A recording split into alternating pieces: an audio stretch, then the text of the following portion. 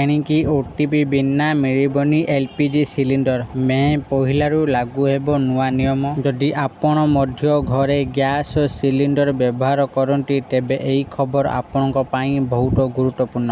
1 ମେରୁ ସାରା ଦେଶରେ LPG cylinder booking ଏବଂ ବିତରଣ ସହିତ ଜଡ଼ିତ ନିୟମରେ ଏକ ବଡ଼ ପରିବର୍ତ୍ତନ ଆସିବ।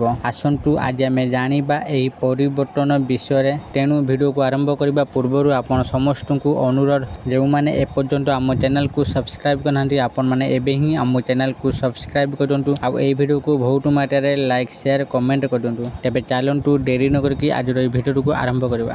1 ମେ ଠାରୁ ସାରା ଦେଶରେ ଏଲପିଜି ସିଲିଣ୍ଡର ସହିତ ଜଡ଼ିତ ନିୟମରେ ବଡ଼ ପରିବର୍ତ୍ତନ ହେବାକୁ ଯାଉଛି, ଯାହା ଲକ୍ଷ ଲକ୍ଷ ଗ୍ରାହକଙ୍କୁ ପ୍ରଭାବିତ କରିବା। ଗ୍ୟାସ୍ କଳାବଜାରୀ ଏବଂ ଅପବ୍ୟବହାରକୁ ରୋକିବା ପାଇଁ ସରକାର ଏବଂ ତୈଳ କମ୍ପାନୀଗୁଡ଼ିକ ମିଳିତ ଭାବରେ ଏକ ନୂଆ ବ୍ୟବସ୍ଥା ବିକଶିତ କରିଛନ୍ତି। ସରକାର ଏବଂ ତୈଳ କମ୍ପାନୀଗୁଡ଼ିକ ନୂଆ ନିୟମ ଲାଗୁ କରିବାକୁ ପ୍ରସ୍ତୁତ ହେଉଛନ୍ତି, ଯାହାର ଲକ୍ଷ୍ୟ କଳାବଜାରୀ ଏବଂ ଗ୍ୟାସ୍ର ଅପବ୍ୟବହାରକୁ ରୋକିବା। ଏହି ପରିବର୍ତ୍ତନଗୁଡ଼ିକ ଲକ୍ଷ ଲକ୍ଷ ଗ୍ରାହକଙ୍କ ଉପରେ ସିଧାସଳଖ ପ୍ରଭାବ ପକାଇବ। ଏବେ ସିଲିଣ୍ଡର ପାଇବା ପାଇଁ କେବଳ ବୁକିଂ ନୁହେଁ ବରଂ ଓଟିପି ଯାଞ୍ଚ ମଧ୍ୟ ଆବଶ୍ୟକ ହେବ। ଏହା ସହିତ ବୁକିଂ ଏବଂ ମୂଲ୍ୟ ମଧ୍ୟରେ ସମୟ ପରିବର୍ତ୍ତନ ଦେଖାଯାଇପାରେ। ଓଟିପି ବିନା ମିଳିବନି ଏଲପିଜି। ନୂଆ ନିୟମ ଅନୁଯାୟୀ ପ୍ରତ୍ୟେକ ଏଲପିଜି ସିଲିଣ୍ଡର ଏକ OTP delivery authentication code (DSC) ବ୍ୟବହାର କରି ବିତରଣ କରାଯିବ। ବୁକିଂ ପରେ ଆପଣଙ୍କ ପଞ୍ଜୀକୃତ ମୋବାଇଲ ନମ୍ବରକୁ ଏକ ଓଟିପି ପଠାଯିବ, ଯାହା ଡେଲିଭରି ସମୟରେ ପ୍ରଦାନ କରିବାକୁ ପଡ଼ିବ। ଏହା ଠକେଇ, ବିତରଣ ଏବଂ ଗ୍ୟାସ୍ ଚୋରିକୁ ରୋକିବ। ବୁକିଂ ମଧ୍ୟରେ ପାର୍ଥକ୍ୟ ବୃଦ୍ଧି ପାଇବ। ଗ୍ୟାସ୍ ସିଲିଣ୍ଡର ବୁକିଂ ମଧ୍ୟରେ ସମୟ ମଧ୍ୟ ବୃଦ୍ଧି କରାଯାଇଛି। ସହରଗୁଡ଼ିକରେ ଏହି ବ୍ୟବଧାନକୁ 21 ଦିନରୁ 25 ଦିନ ଏବଂ ଗ୍ରାମାଞ୍ଚଳରେ 45 ଦିନକୁ ବୃଦ୍ଧି କରାଯାଇଛି। ସମୟସୀମା ପୂର୍ବରୁ କରାଯାଇଥିବା ବୁକିଂ ସିଷ୍ଟମ ଦ୍ୱାରା ସ୍ୱୟଂଚାଳିତ ଭାବରେ ପ୍ରତ୍ୟାଖ୍ୟାନ କରାଯିବ। ମୂଲ୍ୟ ମଧ୍ୟ ପରିବର୍ତ୍ତନ ହୋଇପାରେ।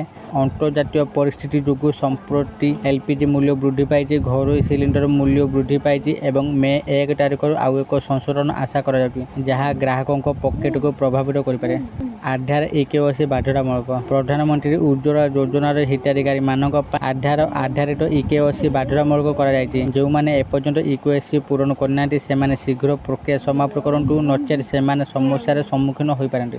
ଗ୍ରାହକମାନଙ୍କୁ ପରାମର୍ଶ ଦିଆଯାଇଛି ଯେ ସେମାନେ ସେମାନଙ୍କର ମୋବାଇଲ ନମ୍ବରକୁ ସେମାନଙ୍କର ଏଲପିଜି ଆକାଉଣ୍ଟ ସହିତ ଲିଙ୍କ କରନ୍ତୁ ଏବଂ ମାଇ ଏଲପିଜି ପୋର୍ଟାଲରେ ସେମାନଙ୍କର ପରବର୍ତ୍ତୀ ବୁକିଂ ତାରିଖ ଯାଞ୍ଚ କରନ୍ତୁ।